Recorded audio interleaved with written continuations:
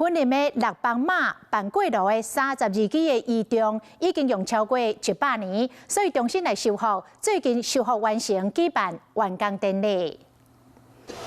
昆林关六帮马，毋那是全台湾真罕见的有神无庙的神明，其中六帮马的过路更加是国家重要无形文化资产。六帮马过路的阵途中有32支的仪仗组，已经用超过100年，需要修理，完工典礼真闹热。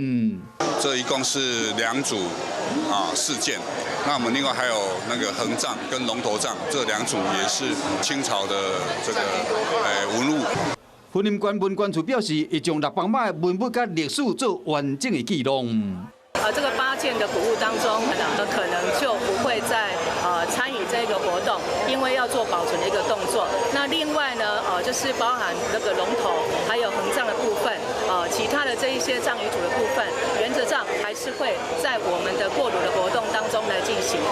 今年六帮马过路将伫5月7日。 欢迎乡亲做伙对妈祖婆的脚步祈求平安。